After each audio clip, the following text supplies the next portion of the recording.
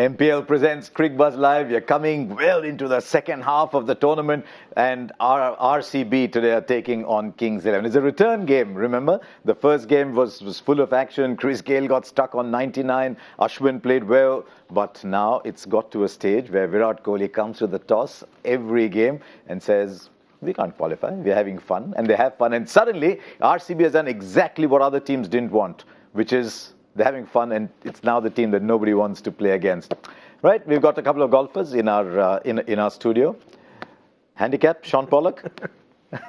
Handicap, Ajay Jadeja. You never give your handicap away as you're a golfer. I don't know. I don't know if they're convention or whatever. At times it can be negotiable. Yeah, it is negotiable.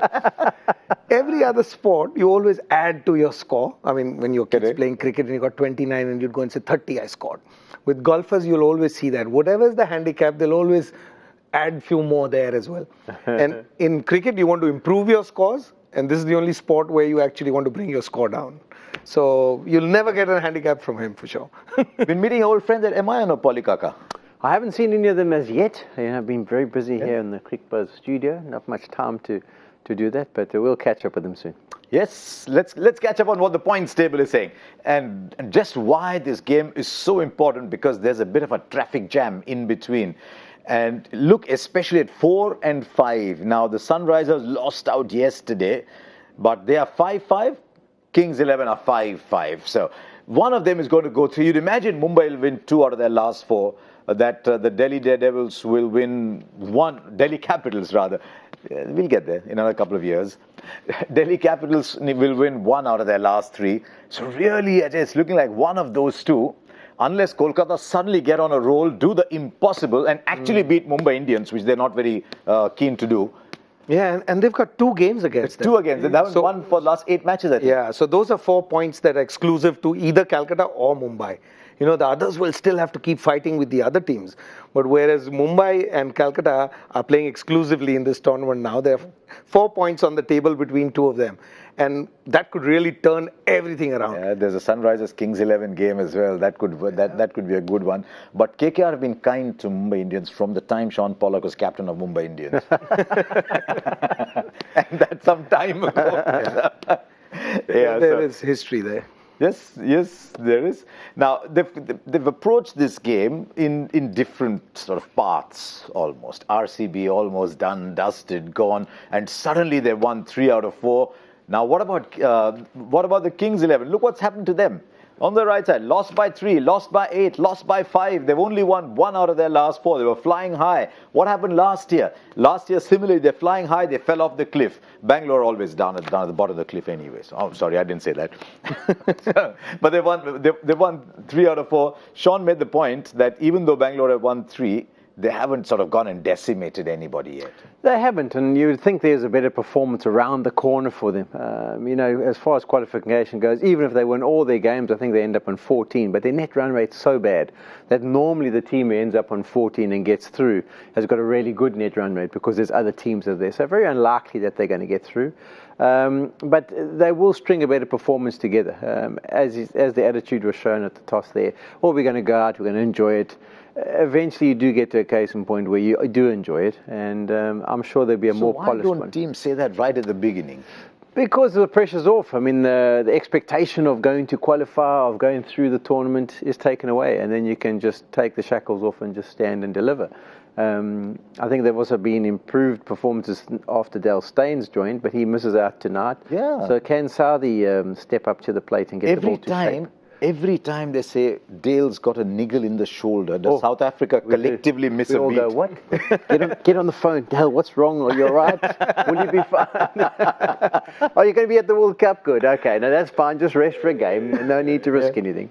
So Tim Southee comes back, and RCB have finally discovered that Washington Sundar is not just a name on the sheet, that he actually exists. And he can play, so I'm glad to see him on that sheet, and I'd be even gladder to see him right at the top of that innings, because at 6 and 7, they could, because now you've got Akashdeep and him at that stage. And with what we've seen with Bangalore over the years is the game is either won at the top or it's won right at the end. So at the end now you've got these inexperienced players, and with Tim Southee who can actually swing his bat around, but you don't have that kind of experience. So Washington Sundar is a fabulous player. I felt that they should have actually started with him, either with Stoinis when he wasn't around. He could have opened the innings, and he adds that, and he bowls is kind of off spin, not probably the most. He bowls with an off spin action. Yeah, he doesn't turn. Right? Yeah, no. So he's a player that you need to use him well. He's not one of those. He's a good player, though, yeah. On a wicket where you play in Bangalore, it's always the case. See the stage. There's no stage of the game that goes dull there.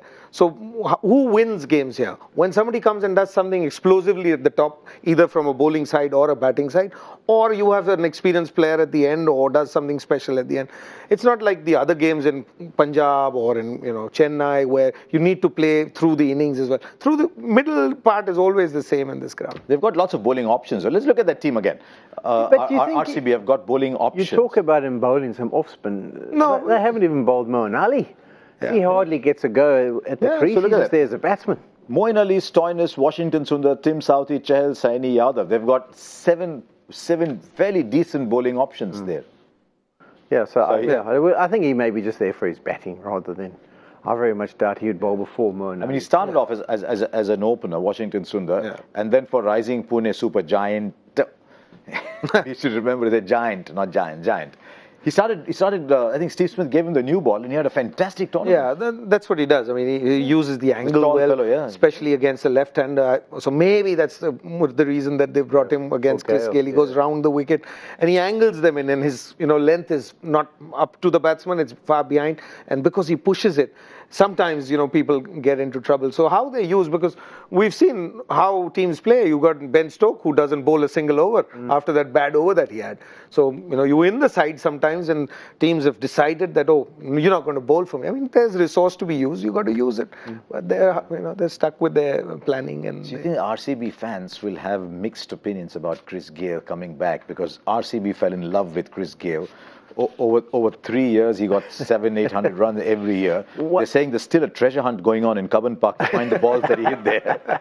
One thing I did gather from all my time here at the IPL is that they don't really care about the team when it comes down to certain individuals walking to the crease. I mean, people will shout for ABD at other grounds. Kohli, Sachin, Dhoni, everyone, when they go to the opposition's ground, they still get shouted for. So I'm afraid to say for the RCB fans that they will be shouting for Chris Gayle and hoping that he gets a big knock under the belt and that he gets some fireworks. I think they enjoy watching that more than anything else. Right, we've seen the RCB team. Now you can make your own team as well if you go to the MPL app. There's lots of games to play over there. But for a start, you can create your own super team. We've been telling you this right through. Download the MPL app, superteam.live, and select a match and start playing. There's lots of games there. Pick a contest, make your super team. What team did you pick today for the Kings 11? Because Ashwin has just said, quite unlike RCB, who have 7 bowling options, and everywhere Kohli looks as someone who can turn his arm over, they're saying, no, we're not going in with the all-rounders. We're going 6 batsmen and 5 bowlers. So Nicholas Pooran comes back in, which means KL Rahul will probably go back and field in the deep, where he's a very good fielder. But he hasn't done a lot, Nicholas Pooran, with the bat. There's this group of young West Indies batsmen, Evan Lewis, Nicholas Pooran, Shafin, Rutherford, who's our RCB batsman? Shimron Hetmeyer. They haven't had great tournaments, so we'll see if Nicholas Pooran can get going. So Ashwin, Villivan, Rajput, Shami, and Murugan Ashwin. There isn't a 6th bowling option, because we saw Mandeep Singh bowling sometime, and he's about the 12th bowling option you want. So you don't want to go there. I wasn't surprised to see Sam Curran miss out. I think he's the kind of guy for them who will play well on their home ground. It's a bit bigger. Guys will try and take him on. He's got his cutters. He's a bit skiddy. But I think on the smaller grounds and the really good batting surface, we saw an example when he bowled to Pollard. It was just very friendly, and he was able to hit him out the ground. So I'm not surprised that at this venue he's missing out. Have you seen Shami from your fast bowler's eyes? Because Shami, with white ball cricket, we never picked Shami in white ball cricket for a long time, since the 2015 World Cup and whatever. And suddenly he's bowling beautifully. His economy rate is very good. And he keeps saying, I lost so much weight, so I'm much lighter, I'm running in better. And 13 wickets, he bowls the tough overs, the economy rate's coming down.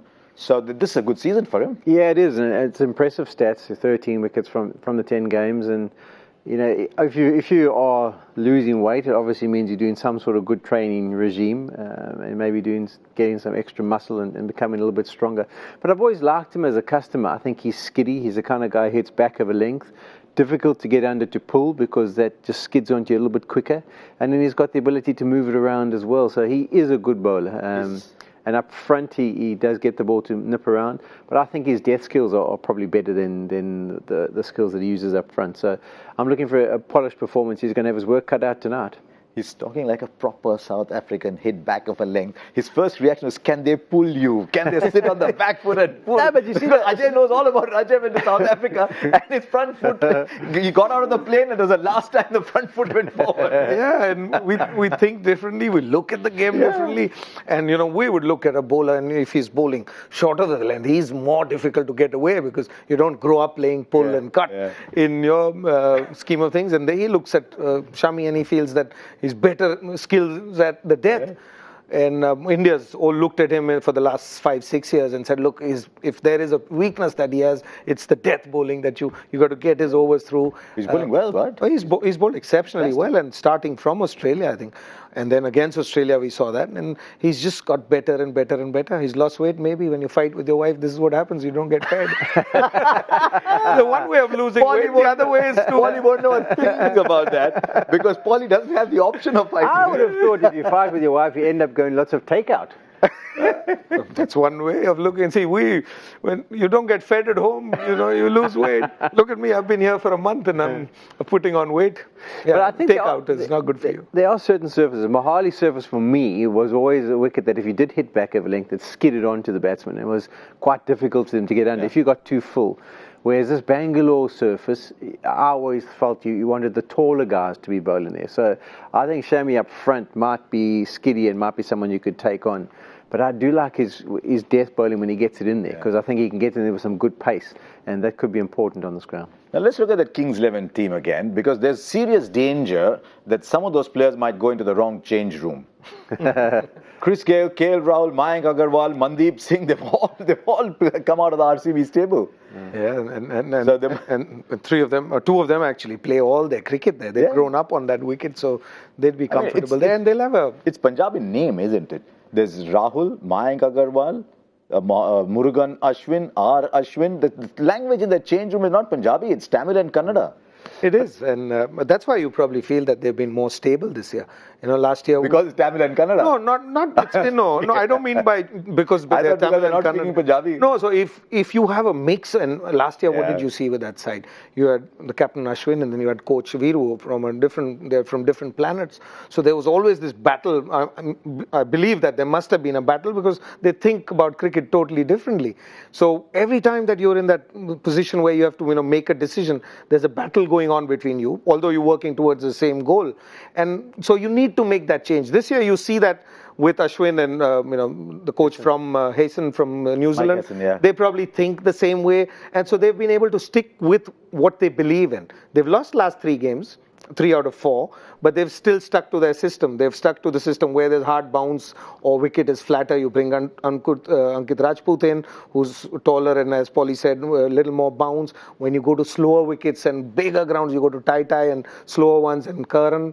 So at least they've been able to stick to what they believe in, whether it works or not. And I think we're at that moment in IPL for this team. But for Punjab, playing away is like a little kid going to a hostel. He digs his heels in, he doesn't want to go. Yeah. He doesn't. They want to be at home. Because look what happens when they play away. They've played 5 away games and they've lost 4. But that often goes down to how you look to pick your squad for the IPL, doesn't it? So you think to yourself, you've got half your games at home. Let's make sure we pick up a really good unit so we can make a bit of a fortress. Like at Mumbai, we always felt that there was more bounce in that kind of surface, and even the spinners got more bounce. So we had a good game plan and a good team to try and perform well on those things. And sometimes when we travelled, the conditions didn't really suit the unit that you had. So I think that would have been their thinking, and unfortunately it's worked out. You still think, well, we'll win 3 of our other games maybe. It hasn't been the case, so they do need to produce something different tonight. Now, Shami and Ashwin bowled beautifully at the 2015 World Cup. Their fortunes have gone a little in different directions. I mean, Yadav. Yadav had a fantastic IPL last year. He used to bowl 3 up front, sometimes 4 up front. He was coming, he was swinging the ball. It's not quite been that way for Umesh Yadav this year. He's at the death, he's very expensive. 7 matches, just 4 wickets. Economy is 9.66. Yeah, for me, I would always say he's been a little bit one-dimensional. I like his pace, I like his strength, he hits the surface, and his real skill factor that's good is the ability to shape the ball up front. When he comes at the back end, I don't think he's got that kind of control and does disappear. And all he's really got is that off-cut a slow ball, which he bowled to great effect in the last ball against Dhoni. It worked the trick. But that's But it all worked after 26. But that's all he's really got. So I have no problem with it. And I used to think sometimes the captains are a bit ridiculous. If a guy's shaping it up front, use that.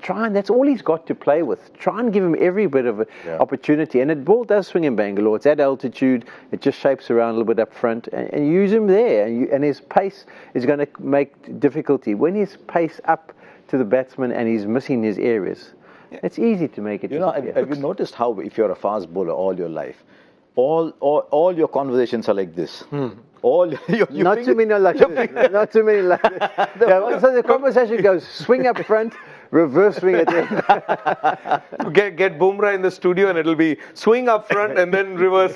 So it's how Umesh, I was just even in that last game against Mahendra Singh Dhoni, at the top he was very good. He bowled only a couple of overs. The opposition was down 4 down, 20 odd, but they still didn't use his another 3-4 overs.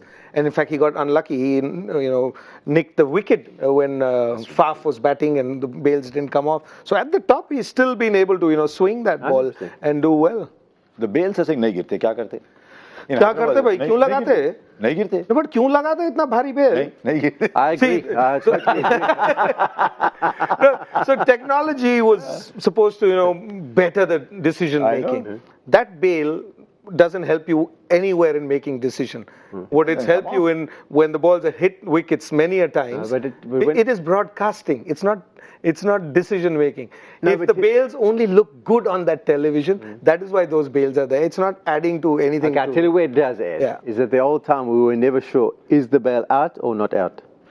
Of the groove, Yeah, but a ball hits the wicket at 130, 40 miles an hour, the bails are not coming off. It's happened 3 times this year in the IPL. How many times has it happened that they've hit the wickets before and also not come off?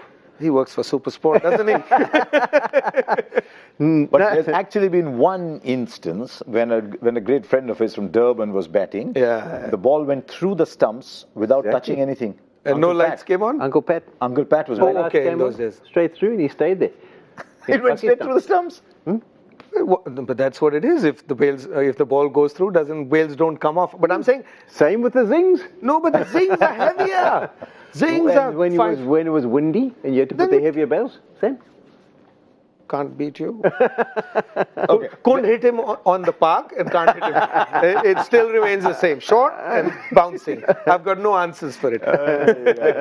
But there's something in favor of Umesh Yadav though. When the Kings come calling, then Umesh Yadav enjoys his cricket enormously because over the years he's played 17 matches against the Kings, 26 wickets and an economy of 7.34. And last year when he played them, he got man of the match in both games.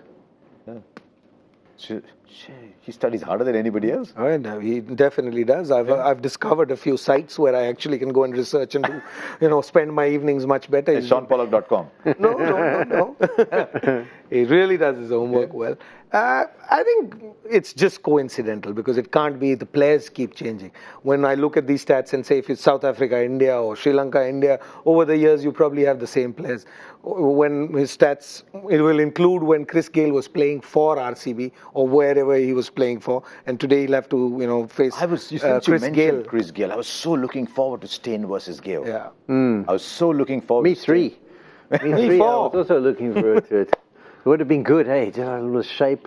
But you see, I've noticed, obviously over the years, you've seen Chris's strategy is very much the main strike bowlers. Well, let's just look after them, like leave Steyn, and then look to whack from the other end. So he might have done the same thing, but it would have been interesting to see if Dale could have worked him over. Saudi's another example of someone who can shape it nasty up front. But they all shape it into the left-hander, don't they? But that's not a problem. I still think that's with Chris Gayle, the way he stands in the first few deliveries, Malinga did it to good effect every once in a while for us, is just go in for that Yorker. Going for the full swinging Yorker with the new ball, and let's see if we can get through his defence. Pollocka let an us slip in, if you notice about Malinga. Just let an us slip Well, it was us when he was bowling for me. gently. He's still at MI, so He was it's still us. bowling coach It's last still year, us, and now he's playing this year. playing bowling coach No, this year. Malinga will be with Mumbai Indians till he's 70. Malinga's Mumbai. But tell me one thing, two strong characters. Ashwin at one end, Kohli at the other, both want to stamp themselves onto the ground, both always leading from the front. It's almost as if, these two strong-willed characters are facing off, isn't it? It is, and it's nice to see that. And Normally spinners weren't like that. Well, Ashwin's different from all the other spinners that you've seen. Now, could it be, sorry to interrupt you, could it be that, Kohli has a very good record against Ashwin? So could that affect the confrontation when it happens? I've done well against you. I know I haven't got out to you. You've not been able to get me out. Yeah, it stays in your mind as a player. You always have your little database in there. You know certain balls that somebody bowls. When does he bowl? Does he flight it off the last ball? You keep these things in back of your mind. And today it's a good chance to actually start with that new ball, because you got Parthiv at the other end, left-hander, so he could actually open. And Kohli is going to come and open, but that'll happen. I think RCB is batting first, right? So he could actually start off with that and try and get something out of it. Get Kohli to make a mistake. Kohli's been in love with wrist spin, and that's been apparent. Could it be that he plays finger spin so well himself that he thinks, he's only a finger spinner? Yeah. I remember in the 90s, turn of the century, there were some good left-arm spinners in India, and the one place they dreaded bowling was in the Indian team nets. Yeah. Ganguly used to just smack them. It is the case. I know he used to speak to Jacques Ellis, and he used to say finger spinner, who's just an orthodox finger spinner. They're going to be going. He's going to be going after him as soon as he sees that. He's going to be risking everything. But Ashwin's got a bit more variation, hasn't he? But even someone like Paul Adams was probably our first guy who came into our side with a bit of variation. But the amount of times he used to face him in the nets, we worked out different things. And we knew when he was going to be trying his variations, we'd just run at him. So when you played him in a provincial match, you knew what he had. And if he doesn't have that mystery, it's a lot easier to deal with. And I think obviously all the amount of time that Kohli's faced Ashwin in the nets, he must know him really well. He must be able to work out the flight, where the variations are coming.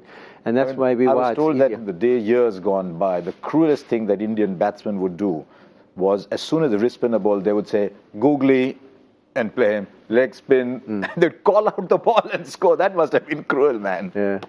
Anyway. You probably watched it much better in those days, or you saw many more spinners that you had to see with. everything, right? The chat we were having about domestic cricket and how it's changed since the SG balls come. You go back before the SG ball, any highest scorer or highest wicket taker would be totally different. You won't have the number of overs that you have from seamers in any game. Take an average. A seamer would have bowled about 15 overs in a day's play in Ranji Trophy. Now it's gone to about 50 odd overs. Yes. So suddenly the guys who are coming up the ranks are not playing as much spin, and that's why they struggle when they get to the top. Even a little thing like, for example, when South Africa play India in the World Cup, if I was Faf du Plessis, I wouldn't be keeping Tahir overs for Dhoni. Because that guy's watched him bowl how many deliveries. He sees exactly what's coming out of that hand earlier than anyone else. So, there's those little things you've got to keep in check. But we did also used to like to tee up country against country. So in the early part of the RPL, if there was a South African batting, give me the ball, because you want to try and create a contest, and they don't want to get out to me, and I don't want to get out to them. All those different kind of things. So it might be an interesting one. Get in at Kohli first up and see what he does. Okay, we'll wait and see. There's time for just one thing left. Of course, we've got to talk about the super couch and all that. We're not going to go away without that. But here is the joy factor. Let's see what he's got for you. And I think, Joy's got a home and away problem as well. When Joy is away, like he is today, he sets a question that even I know the answer to. And in general, on the joy factor, if I know the answer, you've probably given it already. And if you don't know the answer that I know, you shouldn't be out trying it. Anyway, what does certain Cyril Mitchley, Shaun knows Cyril Mitchley well, request in a match in November 1992 that made cricket history? There's a story around that match that each of the three of us can tell, but we're not giving you any clues because already too many clues in there. It's so easy. It's like a birthday present. There's another clue. Well, that is a big clue. I don't know if you heard what Ajay said. There's a big clue there.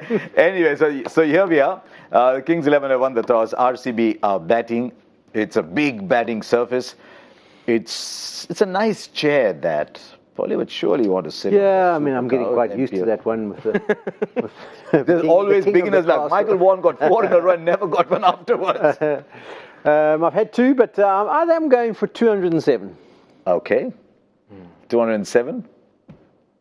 Oh, 197. So I have no choice but to go contrarian, right? You can go. Actually, I'll tell you what, that Gaurav Kapoor sits here every day and goes 182 every day. Doesn't matter which wicket it is, which team it is, he's 182. No, I'll go little. I'm going 190 today. Let's see. 190. Let's see what happens. So there you are. We'll, of course, come back to you on Cricbuzz Combox after 10 overs. But let's see which way it goes. Remember, RCB, as they've been saying all along, nothing's to lose. Won 3 of their last 4. Kings 11 have lost 3 of their last 4, but are sitting prettier on the table, stuck in between. It's a big game for them. Let's see what happens.